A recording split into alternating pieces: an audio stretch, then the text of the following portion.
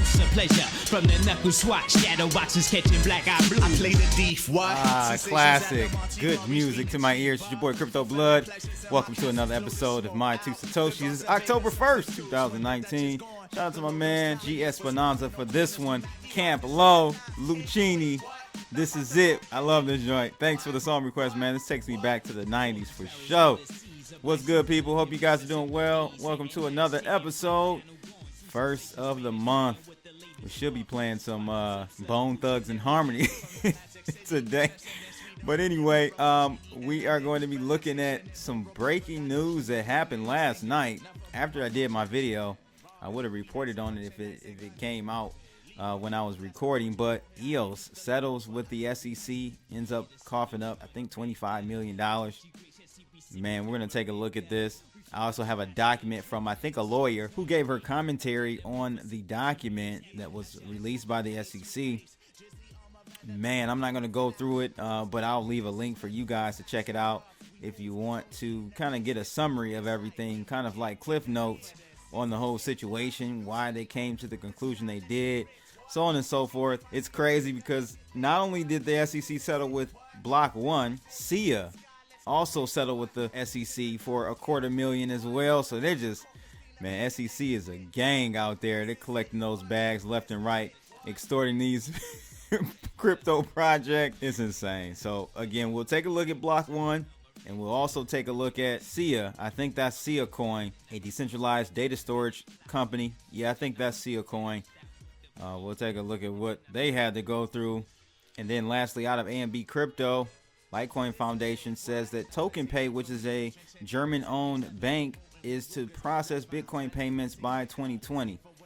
I don't know if you recall Litecoin Foundation either doing a partnership or acquiring, but we'll take a look at the details on this news. But first, we'll take a look at the heat map. Bitcoin up 0.2% to $8,290. Just changed on me. Ethereum down 1% to $175.56. We've got Litecoin down 0.66% to $55.36. EOS is also down 1.3% to $2.89. Looks like $2.90 now. Switching up on me. XRP is down pretty big today, 3.6%, and probably off the backs of this tweet I put out, or retweet of a whale alert, which said that we had 1 billion XRP tokens, or $250 million USD unlocked from escrow at Ripple escrow wallet. Here we go. I said this can't be good. Can't be good. There you have it with that. I mean, they do this monthly. All right. So more dumping to come. I don't know when you guys are going to wake up and realize they're transferring the wealth from you to them, and then they're going out acquiring new companies, which probably will never even use the XRP token itself. See, I've never said that Ripple won't be able to, make money, succeed, expand their entrepreneurial endeavors. But as far as that token, y'all gonna hold the bag, and it's not gonna look good. It's not gonna look good. I'm actually pretty shocked. We haven't heard anything about the SEC and XRP. That's coming. Don't worry. Believe me, that's coming. I don't think the outcome is going to be nearly as good as Block.one's with EOS. But back to the heat map, Tron is down the most out of the top 10 or 15 coins for today. They're down 5%. Not really sure why. Haven't seen any news come across the wire on them, but maybe that's news related, maybe not. But let's take a look technically at Bitcoin. Oh man, I'm just gonna be honest with you, not looking good here. We're struggling. We are struggling to keep above that 83.54 region. You see us, we had it maybe 1, 2, 3, 4, 5, 6, maybe 5 bars before we start closing below it. Then we closed above it, closed below, closed above, closed below, closed above 2 more times, and then closed back below, and we're back below that yellow line. So that is not a good sign. It looks like we couldn't stay above water for too long. Hopefully we can make another run for it, and the bears will get exhausted, and we can finally breathe above water here. But until then, I'm not bullish. I am not bullish, guys. We have to see positive trading above this yellow line for at least 5 to 8 hours, So let's just see what happens in the next day or so.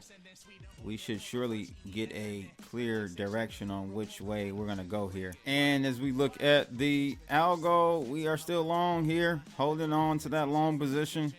We entered maybe a day ago at this point, just about entered at around 80.24. We're holding on to that long. But if from a support resistance perspective, we can't keep our momentum heading higher, we're most likely going to head lower and have to reverse this trade.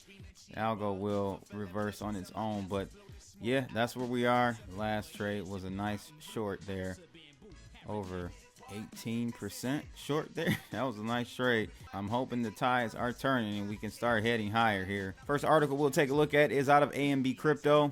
Litecoin Foundation says that TokenPay will start processing Bitcoin payments by 2020, which is a German bank, WEG Bang AG, a German bank which has been partially acquired by 3 prominent blockchain firms, Nimic, TokenPay, and Litecoin Foundation. That's what I thought. I thought they had something to do with acquiring this bank. They have announced that it will process cryptocurrency payments for retailers by 2020. The bank is actively looking for applications for a sandbox test group, one that will be open to the public by 2020, reported a media outlet. So let me just say this, and this is what you guys have to understand is that I'm not really, pointing the finger at the Litecoin Foundation for this one, because they're not like Ripple where they've sold you basically an idea. They did an ICO, meaning Ripple, selling you an idea, and then they go ahead and just take the profits from you, transfer wealth, and go out and acquire companies that will benefit Ripple, INC, or whatever, however they're structured, not you, the token holder. But with the Litecoin Foundation situation, it's all good. I mean, I'm not mad at them, but what I'm just letting you know is that this will not directly benefit you. I don't even know if it'll indirectly benefit you. That'll be a stretch as far as Litecoin holders. But yeah, they said that the bank they acquired will start in 2020. Let's go ahead and take a look at the rest of the article. It says that they have an Austria-based payment solution provider that will act as the program partner, having already tested various point-of-sale devices in Austria. The new bank stakeholder will allow retailers to receive payments in their wallets or cash out in fiat to a bank account. The program will be managed by 1031, the German bank's new fintech brand, and will initiate trade with Bitcoin, Litecoin, and other undisclosed cryptocurrencies, with plans to expand from point-of-sale terminals to integrated crypto exchanges into the bank as well. Shout out to everyone who remembers Polybius. They were trying to do this. So that was one of the, I think, second ICO I ever participated in. Polybius, man, that seems like ages ago. But anyway, according to the report, Nimic has already been working with the Malta-based decentralized exchange startup Agora Trade on such a technology called Oasis, which is an acronym for Open Asset Swap Interaction Scheme. Nimic acquired a 9.9% stake in WEG Bank in April of 2019, and as a part of the acquisition, it can leverage the SEPA instant banking network through the WEG Bank system. So it just sounds like from this article a lot of synergies going on here. Headline like Litecoin Foundation, just to kind of reel you in there, but there are a couple of moving parts here, a couple of companies that are involved in this. And what does this do as far as adoption? I don't know, man. I don't know. Like, it doesn't hurt. I put it to you that way. It surely doesn't hurt. Anything opening the availability to purchase crypto is a good thing. How much of an impact will it have? I don't personally think much. But again, it can't hurt. It cannot hurt. Next article. Whoa, this is a big one. Block.one's SEC settlement. This coming out of nowhere, as I tweeted about last night when it hit the headlines. I had no clue about this, and apparently no one else did. They kept it under really tight wraps. But this is very bullish in the long run and even short term for EOS, in my opinion, because it's not priced in. So we did see a little bump in the price of EOS last night after the news as I thought that we would see, though we've seen a pullback, which probably is more so attributed to the entire crypto market pulling back. But yeah, this is not priced in. As more people finally realize and kind of digest what this means for EOS or Block.one, I think you'll start to see a bid come under the token, which will make it go higher from here. But again, I'll leave a link to the PDF that this one attorney did. She kind of broke it all down. Got notes all over the place, which is cool. I think you guys will find this interesting to see her take. Maybe she's kind of putting it in layman terms. I didn't get a chance to take a look at the whole thing, but she scribbled all over this joint. So I'll leave a link for you guys to check it out if you're interested. But it says that Block.one paid just $24 million to the SEC over a token sale that raised $4 billion, and critics say the numbers don't add up. Haters says it should say. The SEC meager $24 million settlement with Block.one over its $4 billion ICO has shocked the crypto community. An agreement that sees one of the biggest ICOs ever end up paying less than 1% of the token sale as a fine, an amount smaller than it paid for a single web domain. That's true. It paid $30 million for the voice.com web domain. If you guys didn't know that. This is the same SEC that drove Paragon Coin into the ground with millions of dollars in legal fees over its ICO, and is currently warring against messaging app giant Kik for its ICO of its kin cryptocurrency, a fight that has resulted in Kik's platform being shut down with 80% of its workforce set to be laid off. So after being so determined that all ICOs are securities and pushing so hard on countless other projects, it remains to be seen why the fine was simply so low. Well, just to interject here, $24 million is not low. If any other company paid $24 million that they just mentioned, it would be overkill, right? So $24 million is, you're saying $4 billion they raised.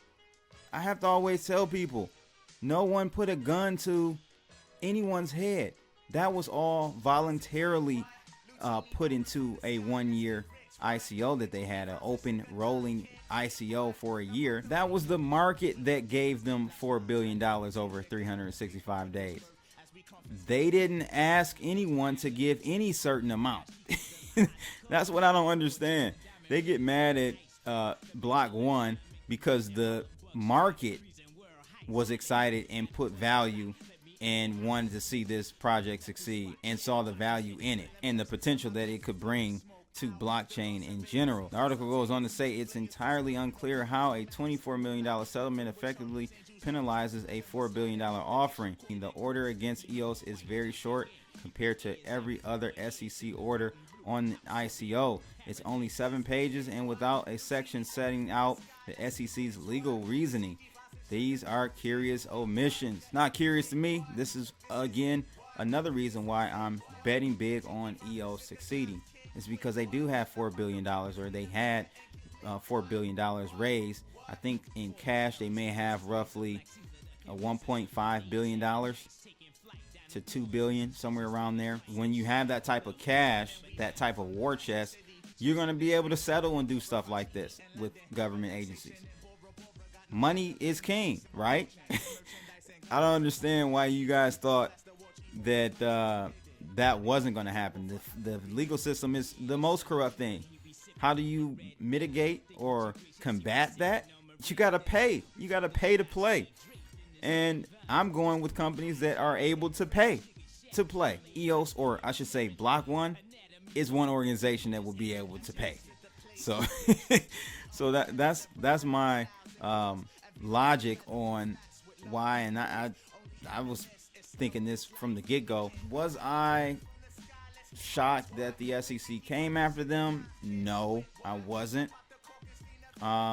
Because they did geo-block, and that's part of what's in the actual document that I'll link to. They did geo-blocking, IP filtering, right? So U.S. citizens couldn't participate directly. But come on, anyone with a VPN could go in and participate in the year-long ICO with no KYC. I think that was primarily the reason why they were slapped on the wrist for not doing full blockage of any U.S. residents. So because they didn't do KYC, I think that's why they got the $25 million fine. Flat out. You can sell securities outside of the U.S. That's not a problem. There was no fraud, right? So there's nothing. They weren't going there. I saw someone trying to compare what happened with EOS or Block.one. I keep saying EOS, Block.one, and what's going on with Reggie Middleton. You're comparing apples and oranges here. If you evidently didn't read the document that the SEC put out on Veritasium. They're not only going after him for doing a ICO, right, without basically a security. So he did do an ICO. That's without a shadow of a doubt. He didn't do any KYC. He didn't do any geo blocking. None of that. So boom, that's one thing, but that's not it. They're going after him, and I'm not saying it's right or wrong. I'm not saying it is right or wrong. I'm just telling you what they have laid out in their documentation. They're going after him for fraud, for manipulating price on Ether Delta, for other things pertaining to funds with the ICO, and also lying to investors, token holders, about deals that really weren't ever there. They were fabricated. So there are a couple more layers with the Veritasium thing. This one, it was just a straight, you sold a security, should have done more than just geo blocking. Boom, 25 million. Shake down. That's what they do. They shake down. It's unfortunate. I mean, I don't agree with it, but again, I felt confident in, because the market, not Block.one. Block.one didn't have a gun in your head. Block.one didn't have a gun in anyone's head to give over $4 billion. It was a 1-year ICO, and that's what the market gave. That's what the people ended up investing. You mad at the wrong people. You need to be looking at your hating ass self in the mirror.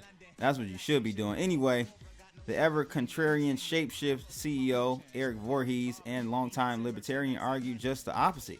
He tweeted, "Really sad to see so many in the crypto world upset that Block.one wasn't fined even more by the SEC. I have to agree with Eric Voorhees here. They had 24 million taken from them. Some of y'all are more like Elizabeth Warren than Satoshi Nakamoto." Oh, that's what I'm gonna call you people out there from now on, Elizabeth. That's all I'm gonna respond to. The crypto advocacy group Coin Center, on the other hand, took the middle ground, praising the SEC for its decision not to deem EOS as a security in its action against Block.one. While some may be vexed by the size of the fines involved, the policy here is sound. We are very gratified that the SEC continues to take a reasonable approach to providing investor protection in this space. Come on, Coin Center. That was lame there. That was soft. But at the end of the day, I think it's all wrong. It's all a shakedown, and it's unnecessary. It shouldn't have even been fined $24 million. That's insane. So that's a lot of money. And you guys fail to realize that was the fine that Block.one paid. That doesn't include the legal costs. I'm assuming the legal cost was another 10. I'm going to be honest with you. Another 10, easily another 10 million. So I don't know this for a fact, but look, we're talking $34 million that this company is out of for not doing an ICO in the United States. It's insane. But anyway, I'll leave the document for you guys to look at, and you guys give me your feedback on this. Again, it's a win for Block.one for sure. This is definitely a win for Block.one. And yet another SEC. Man, SEC is out here just sniping cats. SEC reaches a $225,000 settlement with Sia, which was is a decentralized data storage project. They were based out of Boston. It says that they've settled with the SEC over an unregistered securities offering and conversion scheme. In a blog post Tuesday, the company announced a settlement without admitting fault. It will pay disgorgement of $120,000, prejudgment interest of $24,000, and a civil money penalty of 80,000 at the time of the token sale, which was in 2014. Nebulous raised approximately $120,000. So this is crazy. So they're basically taking all that back and some. As part of the Nebulous agreement, the company will not be required to register the Sia Coin utility token as a security. Sia coins are used in the Sia ecosystem to buy and sell cloud storage space and pay revenues to Sia fund investors. I don't understand how they can go back this far, man. This is what I'm talking about. Like, the shakedown from the SEC, it should be illegal. That's what everyone should be crying about. But instead, they're hating on companies like Block.one that's definitely making moves. They're moving to Washington. I've said this before. I'm not at this point a fan of how the whole KYC process is going to go with Voice.com, but Voice.com will be big.